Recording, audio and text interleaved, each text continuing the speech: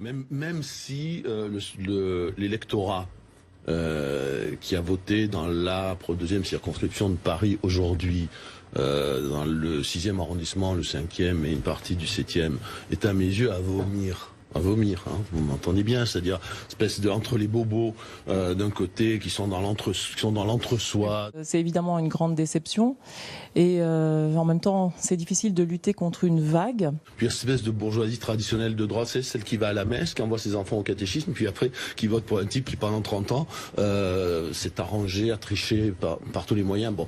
Je crois que quand la gauche n'assume plus ses valeurs de gauche, eh bien elle est battue. C'est la leçon que je tire de ce premier tour. Cette abstention record est le signe d'une immense fatigue démocratique. C'est une immense déception ce matin pour le Front National. D'une manière générale, c'est vrai qu'il y a une déception parce que le tassement par rapport à ce qu'on pouvait attendre est plus important que prévu. Deux partis se soutiennent pour ce second tour des élections législatives.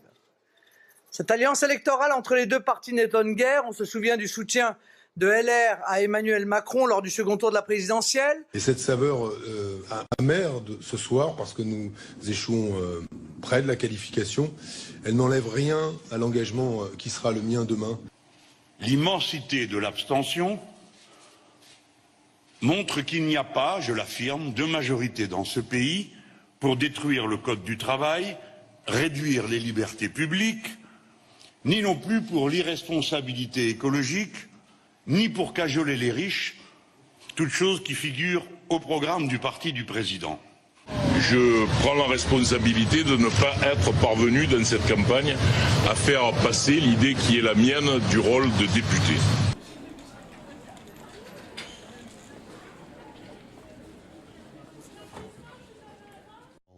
Même si l'électorat qui a voté dans la deuxième circonscription de Paris aujourd'hui, dans le 6e arrondissement, le 5e et une partie du 7e, est à mes yeux à vomir. À vomir, hein, vous m'entendez bien, c'est-à-dire espèce de entre les bobos d'un côté qui sont dans l'entre-soi. C'est évidemment une grande déception et en même temps c'est difficile de lutter contre une vague. Puis cette espèce de bourgeoisie traditionnelle de droite, c'est celle qui va à la messe, qui envoie ses enfants au catéchisme, puis après qui vote pour un type qui pendant 30 ans s'est arrangé, a triché par tous les moyens. Bon.